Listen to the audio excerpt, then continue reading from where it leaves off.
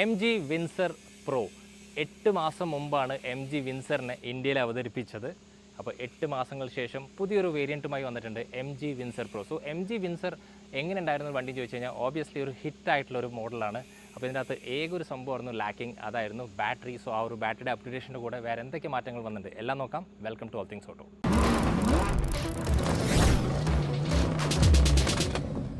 അപ്പോൾ എന്താണ് മാറ്റങ്ങൾ കാഴ്ചപ്പാടിൽ ഒരു മാറ്റവുമില്ല, സെയിം വണ്ടിയാണ്, ഡയമെൻഷൻസിൽ മാറ്റമില്ല. പക്ഷേ കുറേയേറെ ഫീച്ചേഴ്സാണ് ഇവിടെ MG പ്രൊവൈഡ് ചെയ്തിട്ടുള്ളത് പ്രോ ആയപ്പോൾ. ആദ്യം തന്നെ ഇവിടെ കാണുമ്പോൾ നമുക്ക് ആഡ് ഓൺ ആയിട്ട് ഒരു എഡാസിൻ്റെ ആ ഒരു റഡാർ കാണാൻ സാധിക്കും. അതുപോലെ തന്നെ എഡാസ് വർക്ക് ചെയ്യാനുള്ള ഒരു ക്യാമറ കൂടി ഇതിൻ്റെ വിൻഷീൽഡിൽ കൊടുത്തിട്ടുണ്ട്. ബാക്കി ഫ്രണ്ട് ഫേസിൽ എവിടെയും മാറ്റങ്ങളില്ല. സൈഡിലേക്ക് വരുമ്പോൾ ഏകൊരു മാറ്റം വരുന്നത് ഇതിൻ്റെ അലോയ് വീലിൻ്റെ പാറ്റേണിലാണ്. അപ്പോൾ സൈസ് 18 ഇഞ്ചാണ്. ഇത് കുറച്ചും കൂടി ഒരു റെഗുലർ കാർ പോലെയാണ്, അല്ലാതെ EV പോലത്തെ ആ ഒരു ഡ്രാഗ് കോയിഫിഷ്യൻറ്റ് അങ്ങനത്തെ ഒരു നേച്ചർ ഒന്നും ഇല്ലാത്തൊരു അലോയ്സ് ആണ് ഇപ്പോൾ വിൻസർ പ്രോയിൽ വരുന്നത്. വിൻസർ പ്രോ ആയപ്പോൾ ഇതിൻ്റെ റിയർ എൻഡിൽ ഒരു മാറ്റം വന്നിട്ടുണ്ട്. ആക്ച്വലി ഒരു ഫീച്ചറാണ്. നമുക്കിതിൻ്റെ അകത്ത് ഇലക്ട്രിക്കലി ഓപ്പൺ ആവുന്ന ടെയിൽ ഗേറ്റാണ് വരുന്നത്. ബൂട്ട് സ്പേസിലൊന്നും വലിയ മാറ്റങ്ങളില്ല. ഇപ്പോഴും 600 ലിറ്റർ തന്നെയാണ് എൻ്റെ ബൂട്ട് സ്പേസ് വരുന്നത്. പക്ഷേ രണ്ട് സംഭവം കൂടി ഇതിനകത്ത് ആഡ് ഓൺ ചെയ്യാമായിരുന്നു. ഒന്ന്, ഇതിനകത്ത് ഒരു ഏറ്റവും വലിയ മിസ്സിങ് എന്ന് പറയുന്നത് സ്പെയർ വീൽ ഇല്ലായ്മയാണ്. അതുമാത്രമല്ല നല്ല മഴയൊക്കെയാണ് നാട്ടിൽ. സോ റിയറിൽ ഒരു വൈപ്പർ നമ്മൾ മിസ് ഔട്ട് ചെയ്യും. വിൻസർ പ്രോ ആയപ്പോൾ വന്ന ഏറ്റവും വലിയ മാറ്റം ഇരിക്കുന്നതിൻ്റെ ബാറ്ററി പാക്കിൻ്റെ സൈസ് മാറിയെന്നാണ്. ഇപ്പോൾ 52.9 kWh ബാറ്ററി ആയിരിക്കുന്നത്. അത് വെച്ച് MG വിൻസർ പ്രോന് ഏകദേശം 449 കിലോമീറ്റർ റേഞ്ച് നൽകാൻ സാധിക്കും. അപ്പോൾ ഏറ്റവും കൂടുതൽ ആൾക്കാർ മിസ് ചെയ്തതെന്ന് വെച്ചാൽ വണ്ടിയുടെ സൈസ് നല്ലതായിരുന്നു, ഫീച്ചേഴ്സ് നല്ലതായിരുന്നു, എല്ലാം നല്ലതായിരുന്നു. മിസ് ഔട്ട് ചെയ്ത ഒറ്റ കാര്യം റേഞ്ചാണ്. സോ ആ റേഞ്ചിനാണ് കൃത്യമായിട്ട് MG ഇവിടെ പരിഹരിച്ചിട്ടുള്ളത്. ഇനി വാഹനത്തിൻ്റെ ഇൻറ്റീരിയേഴ്സിൽ എന്ത് ചേഞ്ച് ഉണ്ടും, അതുമാത്രമല്ല ഈ ഒരു ബാറ്ററി പാക്ക് മാറിയപ്പോൾ വണ്ടിയുടെ ഡ്രൈവിൽ എന്തെങ്കിലുമൊക്കെ മാറ്റം വന്നു എന്ന് നമുക്ക് നോക്കാം. അപ്പോൾ MG വിൻസർ പ്രോ ആയപ്പോൾ വന്ന പ്രോ മാറ്റം എന്ന് പറയുന്നത് ഇതിൻ്റെ അകത്തുള്ള സീറ്റിൻ്റെ അപ്പോൾസ്റ്ററിയുടെ കളർ മാറിയിട്ടുണ്ടെന്ന് മാത്രമേ ഉള്ളൂ. അപ്പോൾ ഇപ്പോൾ വരുന്നത് ബേജ് ഇൻറ്റീരിയേഴ്സ് ആണ്. അപ്പോൾ ഇന്ത്യയിൽ ബേജ് ഇൻറ്റീരിയേഴ്സിന് കുറച്ച് കൂടുതൽ ഫാൻസ് ഉണ്ട്. സോ അതിനായിരിക്കും, അല്ലെങ്കിൽ കുറച്ചുകൂടി ഒരു പ്ലഷ് ഫീൽ കിട്ടാൻ വേണ്ടിയിട്ടാണ് ഇത് കൊടുത്തിട്ടുള്ളത്. അല്ലാത്ത രീതിക്ക് വേറൊരു മാറ്റമില്ല. ഇതല്ലാതെ നമുക്കൊരു ബ്ലാക്ക് ഇൻറ്റീരിയേഴ്സും കൂടി ഇതിനകത്ത് കിട്ടും. പക്ഷേ ഇതിനകത്ത് കുറേ കാര്യങ്ങൾ മാറ്റാമായിരുന്നു. സോ അതാണ് ഞാൻ ആക്ച്വലി ഇവിടെ പറയാൻ പോകുന്നത്. അപ്പോൾ ബേസിക്കലി ഇത് 15 ഇഞ്ചിൻ്റെ മുകളിലൊരു സ്ക്രീനാണ്. സ്ക്രീനൊക്കെ ഓക്കെ, അടിപൊളി. പക്ഷേ നമുക്ക് ഒരു യൂസർ ഫ്രണ്ട്ലി ആണോ എന്ന് ചോദിച്ചു കഴിഞ്ഞാൽ യൂസർ ഫ്രണ്ട്ലി അല്ലാന്ന് തന്നെ പറയാം.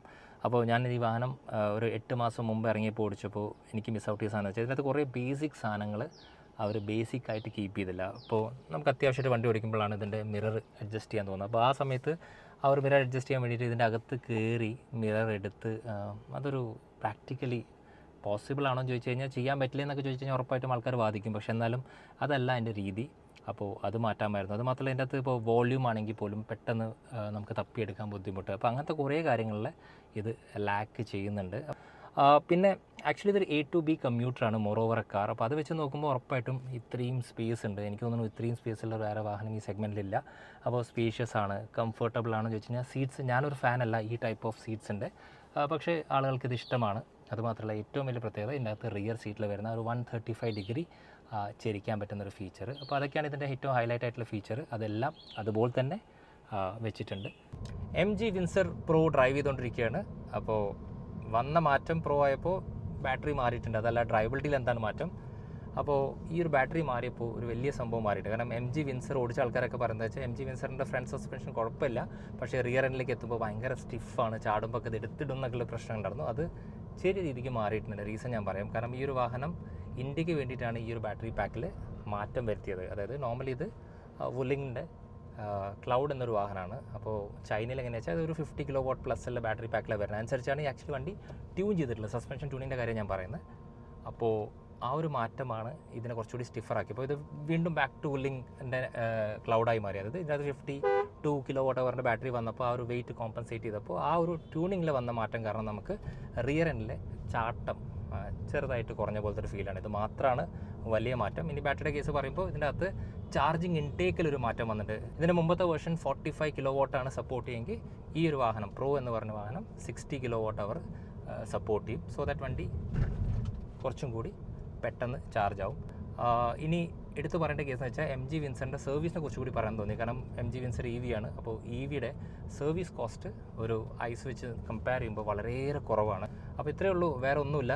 ഇപ്പോൾ ഡ്രൈവബിലിറ്റിയിൽ ഈ ഒരു ചെറിയ മാറ്റം കാരണം നമുക്ക് ആ ഒരു സസ്പെൻഷൻ്റെ എന്താ പറയുക ചാട്ടത്തിൽ മാറ്റമായിട്ട് ഫീൽ ചെയ്യുന്നുണ്ട്. അപ്പോൾ ഇനി verdict of MG Windsor pro.